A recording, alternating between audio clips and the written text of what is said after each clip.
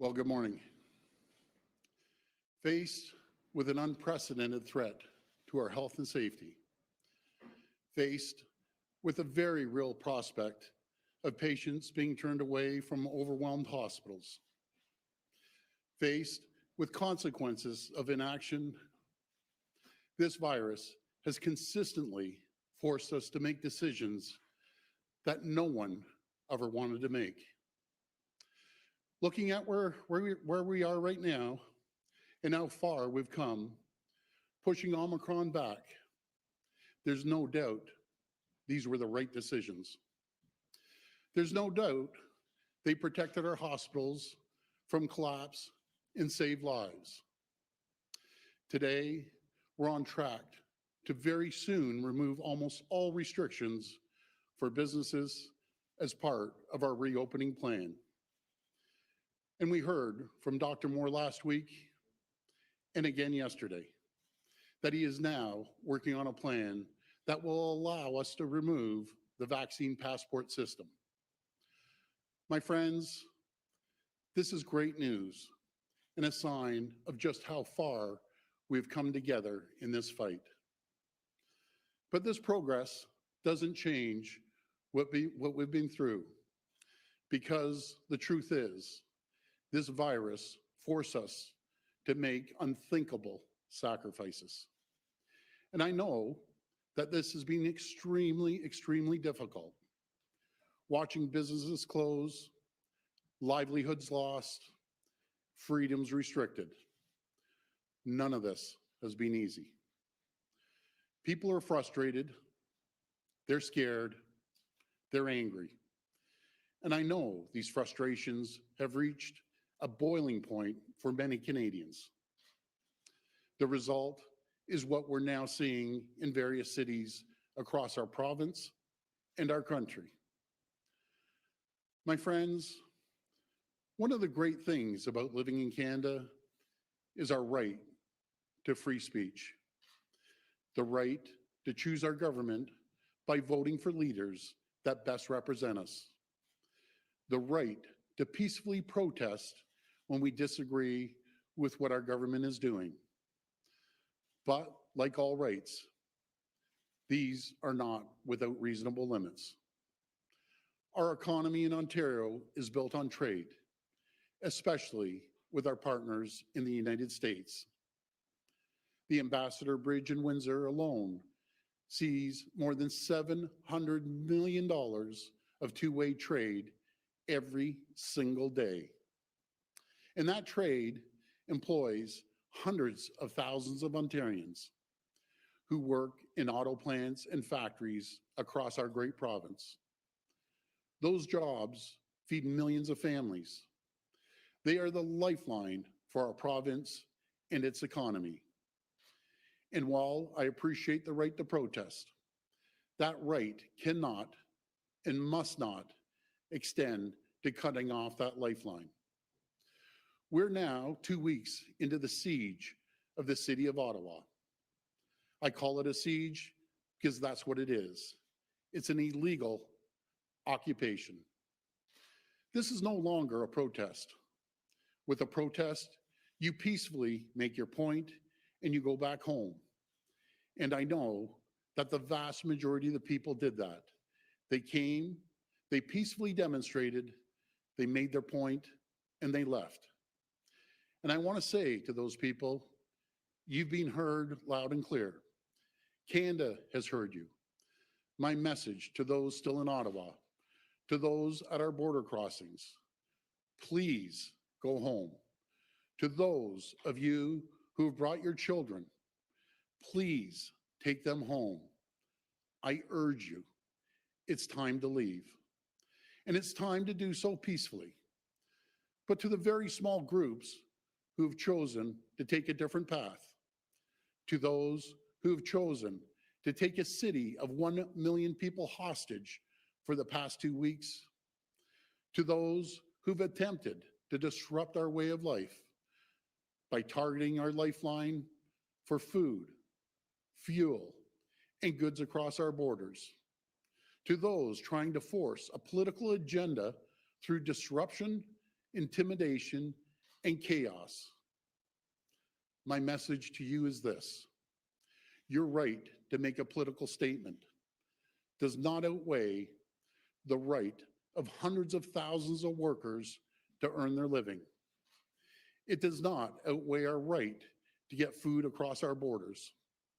Your right to make a political statement does not outweigh the rights of 1 million people in Ottawa to live peacefully, free of harassment and chaos in their own homes.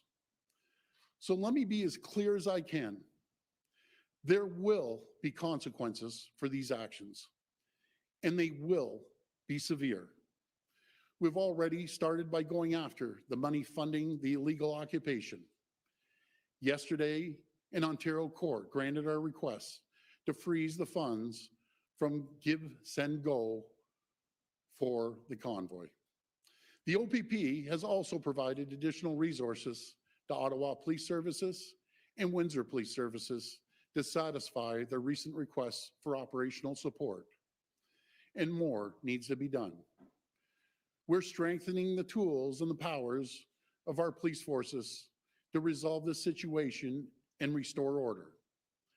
Let me be clear, the government does not direct our police forces, but we do set the laws. Today, I'm using my authority as Premier of Ontario to declare a state of emergency in our province. And I will convene Cabinet to use legal authorities to urgently enact orders that will make crystal clear it is illegal and punishable to block and impede the movement of goods, people, and services along critical infrastructure. This will include protecting international border crossings, 400 series highways, airports, ports, bridges, and railways. It will also include protecting the safe and essential movement of ambulatory and medical services, public transit, municipal and provincial roadways, as well as pedestrian walkways. Fines for noncompliance will be severe, with a maximum penalty of $100,000 and up to a year imprisonment. We will also provide additional authority to consider taking away the personal and commercial licenses of anyone who doesn't comply with these orders. This will not impede the rights of Ontarians to peacefully protest. It will provide additional tools to help stop the illegal occupation of Ottawa and the Ambassador Bridge in Windsor. While these emergency orders will be temporary, we have every intention to bring new legislation forward that will make these measures permanent in law. We're taking these steps necessary to support our police as they do what it takes to restore law and order. And please, my friends, make no mistake, this is a pivotal moment for our nation. The eyes of the world are upon us right now, and what they are seeing is not who we are. It's not what Canada is about. This is not how we try to change things here in Canada. We do it through the ballot box because we are Canadian and we are better than that. And so, as a province, as a nation, we must collectively draw a line. We must stand for the values that define us. We must come together right now. We must heal the divide that is fracturing our society. We must come together now, not as opponents, but as Canadians. And we must see that the sacrifices we're forced to make were made for a reason. To see that because of the actions we took over the last 2 years, tens of thousands of lives were saved from COVID-19. As hard as it's been, these sacrifices were necessary to protect tens of thousands of our neighbors, our friends, our family members. And there's no price that we could put on that. So, to the protesters, I say, we've heard you, and it's time to go. To the auto workers, truckers, and all those affected by the Ambassador Bridge closure, I say, we will take whatever steps are necessary to ensure the border is reopened. To the people of Ottawa under siege, I say, we will ensure you're able to resume life and business as soon as possible. And to our brave women and men in uniform, I want you to know that you have my full support as you work to manage the situation and do whatever it takes to bring these occupations to an end. Thank you, and God bless the people of Ontario. Okay, we're ready to take questions from the floor. Just a reminder, it's one question and one follow-up. Morning, Premier. Matthew Bingley, Global News. It has been 5 days now since we've seen hundreds of millions of dollars lost at an international trade route. And at the same time, Canada's trade reputation has taken a massive hit in this. It has been 2 weeks since Ottawa saw the protesters dig in there. Why has it taken you so long to come out with measures like you are today? Well, first of all, they're extraordinary measures. I can tell you, I've been on the phone with the Prime Minister, premiers across this country, U.S. Ambassador, governors, and the mayors as well, to make sure that we do everything we can to do this peacefully. And I emphasize peacefully. We have tried and tried and tried. The occupiers in Ottawa, they are not listening. The trade problems that we would see if we didn't clear the Ambassador Bridge would be unprecedented, absolutely unprecedented. As the world is watching, businesses and people around the world are wondering, is this a safe and stable jurisdiction to invest? My answer to them is yes, it is. We said Ontario's open for business, and we will always be open for business. This is not a time for divide in our country, in our province. The toughest thing I can tell the folks out there about this whole pandemic is the divide we see from coworkers, from friends, and family. That is the toughest thing, and it's time that we come together as a country and as a province and show the world that's not what Canada's about. Canada's the greatest place in the entire world to live, to work, and to raise a family. We're going to move forward as quickly as we can to clear the bridge, to get people's lives back to normal in Ottawa. And we will use every tool in our toolbox to make sure that happens. You said it yourself that the protesters aren't listening. Are fines enough to get them to leave, or are you giving police the powers to physically remove them? Well, again, I just want to make it very clear that I do not, and I repeat, do not direct the police. We make the laws, the police enforce the laws. But again, we cannot, and I emphasize cannot, have people occupying cities, holding them hostage, holding millions and millions of people hostage to go to their jobs, and tens and tens and tens of thousands of people cannot go to their job because they're being shut down because the parts or the widget or the food cannot get across the border, not because of the truckers, because I can tell you folks, 99% of the truckers out there right now are working their backs off to put food on our table, to make sure parts get to the factories until we can keep the economy going. The last count I heard at the bridge, there was 5 truckers. The rest were pedestrian cars. This is about a political statement. That's what it's about. I think the world of our truckers. I support our truckers. I've supported our truckers from day one, but that is not representative of our truckers. The Trucking Association is clearly demonstrated that they are not in favor of this. So again, to the occupiers, please go home. Hi, good morning, Premier Colin Oh. DeMello from CTV News. This was a pretty consequential weekend, this last weekend in Ontario. You call it a siege. Ottawa police said it was an insurrection. A day later, Ottawa police, or the city of Ottawa, declared a state of emergency. On Saturday, there was, of course, a large-scale protest in downtown Toronto. There have been a lot of questions about you and your visibility. Premier, CTV News has obtained photos of you in cottage country.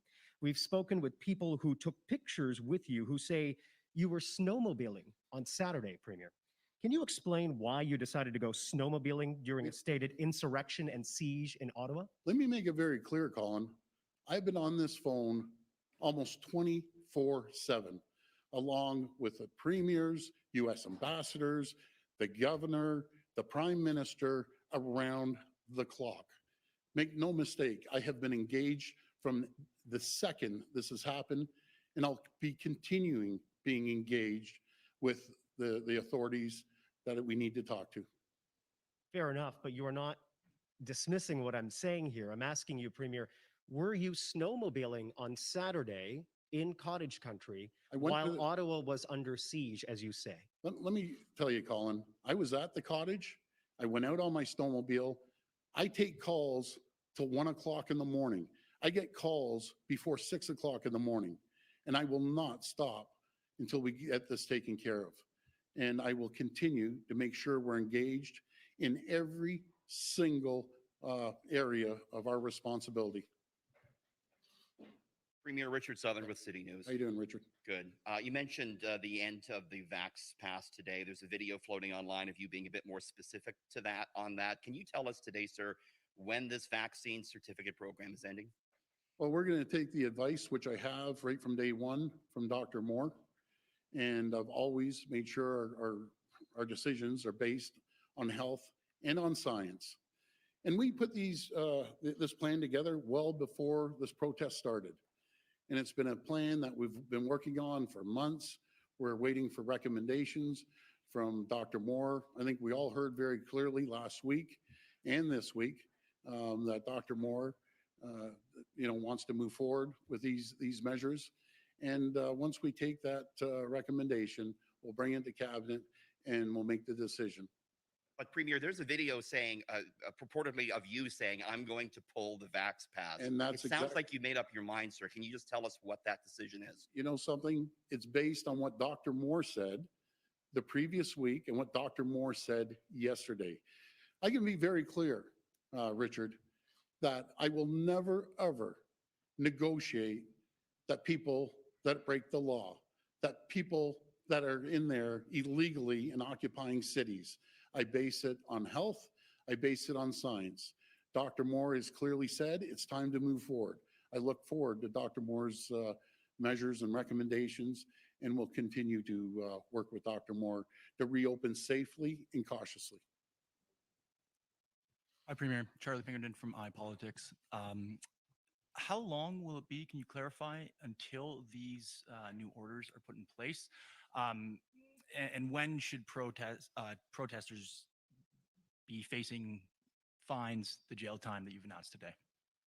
Well, I'll pass it to our Solicitor General, but again, I'll repeat what I just said. I'll wait for the recommendations, what Dr. Moore brings to our cabinet. We'll make the decisions based on that, and I'll pass the next question over to the Solicitor General.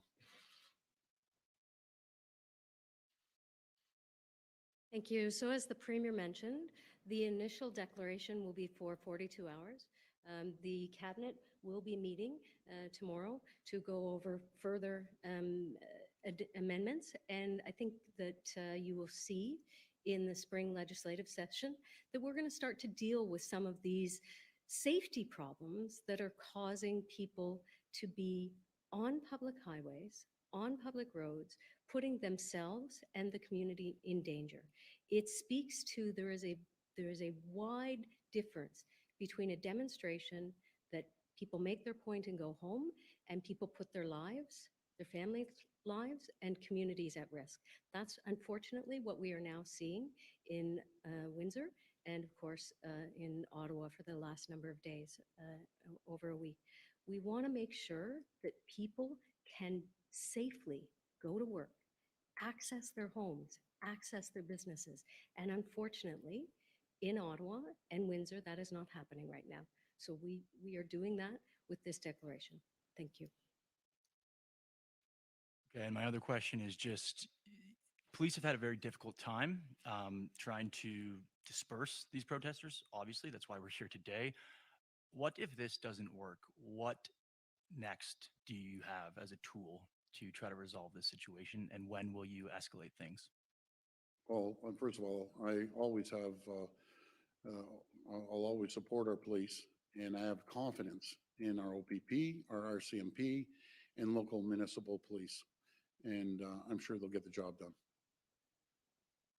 Hi, Premier. Andy Takagi with QP Briefing. I just wanted to ask you, there were reports yesterday that a quarter of the trucks still remaining in Ottawa had children among them, and that's why there was difficulty removing the trucks from downtown Ottawa.